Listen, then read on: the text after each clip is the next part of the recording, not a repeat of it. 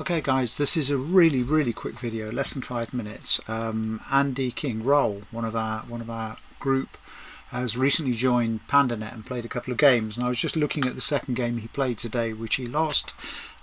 He's lost his first two, but this is normal on PandaNet, and I just wanted to run through the opening moves, because there are a couple of things in the opening moves, and then our dear friend the empty triangle rears its head, and I just want to look at that too. So here's the opening. Andy's black, so he starts the game off. So here we have first move. White takes the opposite corner. Andy plays the 3-4 down here, which is okay. It's slightly unusual for a reason I'll explain in a minute, and white takes a 4-4, and then Andy takes this 3-4. My only comment about the 3-4 is about direction, because this 3-4, 4-5 Shimari, the two stones down here in the right hand corner, they're facing in this direction. They're facing out along the bottom towards the left, and the reason why is because those stones have got a height. Those stones are 1, 2, 3, 4, 5 lines high in this direction, but they're only 1, 2, 3, 4 lines high in that direction. So a two-stone Shimari based on the 3-4 and the 5-3 has a direction, it has a facing, and normally we want it to face back towards our other stone.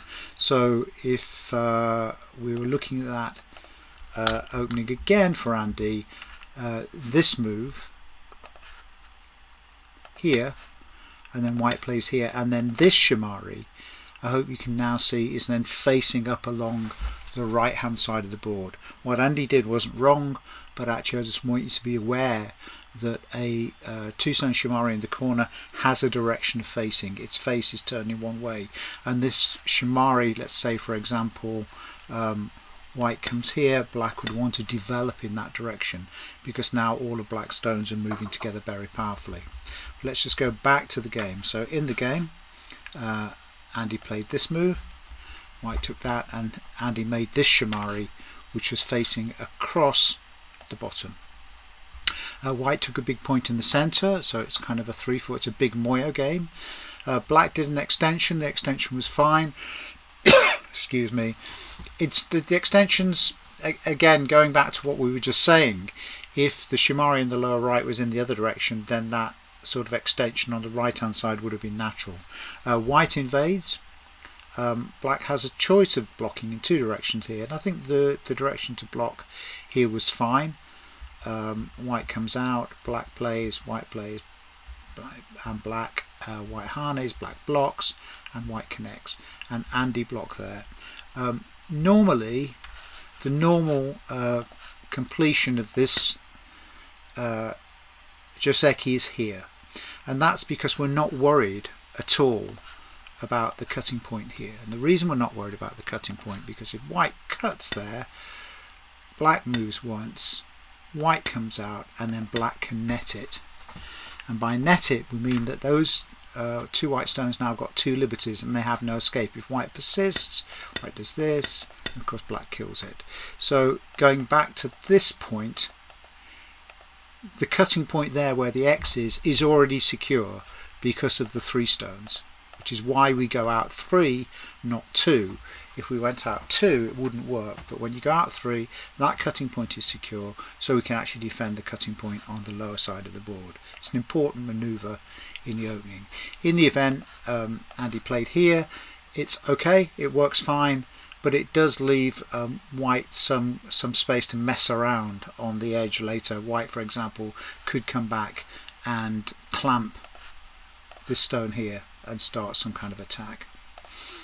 Then we get this move, so white approaches, black blocks, white comes out, so white's very territory orientated here. White's building a big Moyo on the left hand side, and so black builds a big Moyo on the right hand side. White blocks again, black fills in the center side. I think that's okay. It's a little bit low down on the third line and could certainly be higher, but again we're coming back to the problem that was created right at the start of this, is that these two stones are actually orientated out in this direction, out. They're looking out here, not upwards along the top side. because they're too low to build territory on the top. So white comes here and black builds here. Now this is better because now these 4 stones are working really beautifully together, and in this space now we've got 1, 2, 3, 4, 5, 6, 7, 8, 9 points by 1, 2, 3, 4, 5. We've got a good looking 40-point territory in that area of the board. That's what's going on there. 9 5s are 45. Let's say we lose 5 points to a bit of reduction by white, but that's a 40-point box down there on the lower side. That's great. Really nice move. But white is also, as we can see, building a very big territorial framework over on the left side of the board. So white plays here, and black raises its profile to make some more points, and white takes the centre. Now there are 2 attack points for black. And if to my eye, looking at the board, the weakest white stone on the board right now is this one. So this would be my target for attack, is that I'd want to hit the triangled stone and either hit it underneath, or maybe on the side, or maybe just come straight in under the corner and carve out the corner with the Joseki, a bit like white did on the upper right hand side here. Any of those attacks would work, and that's because the white stone there is actually weak. What Andy chose to do was actually do the 3-3, the invasion on the other one, which is the top stone, against this one, which is slightly more problematic because it's got more stones around it. It's got these stones in place as well as these. This is the space around this stone in the lower left is a bit freer. It's not wrong, I can't criticise it, but that's what happened. So in the game, black went on 3-3, white blocked in this direction, which I think is correct. Black extends, and then when white harness, black harness, but then white gets this tiger mouth block because you can see the presence of this stone gives that extra outside strength. So Andy has to turn here on the side at b16. White cuts and kills this stone. Black blocks, and a counter Atari is white, so white takes, and then black does this cut. The cut surprised me because it really shouldn't work. It really shouldn't work, and I would have expected black in this case just to come out and try and make a living shape, because notice white, black, white. Black's alive now. Black's managed to live in that corner with that kind of sequence. It's not a great life, but it's a good enough life, and it's carved out to top left hand corner for white. And that's often what we're trying to do. When we're invading deep, we're intending to live locally, particularly in the corners, and deny our opponent those points as territory. In the game, actually, Andy came out this way. So Andy cut here.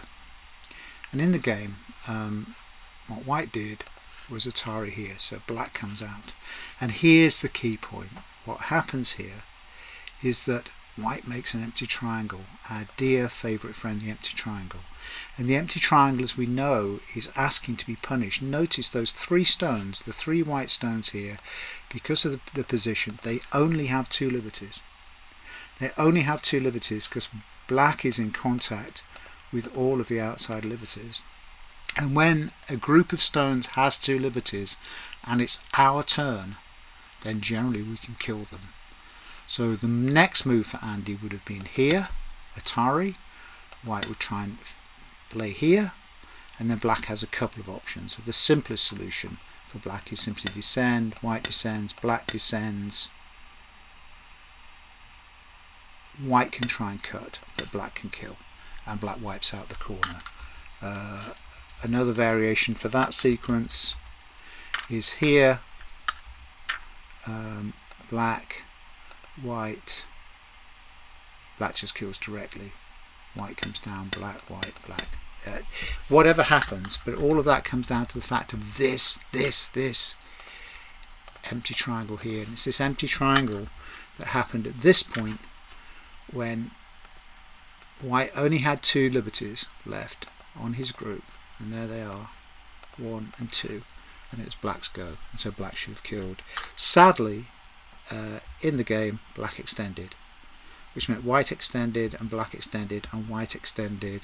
Black tried to cut outside, white came this way, black came this way, white came this way, black there, white, black, and black defend all the way back, and then white smashes the corner with this move here, like this.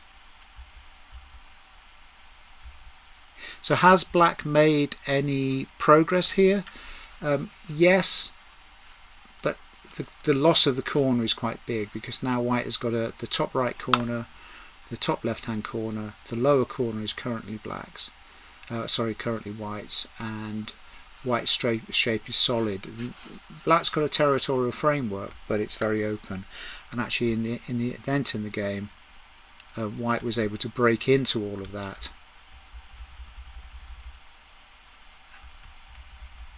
Hold on to the original territory, split black into two smaller territories, and take the corner.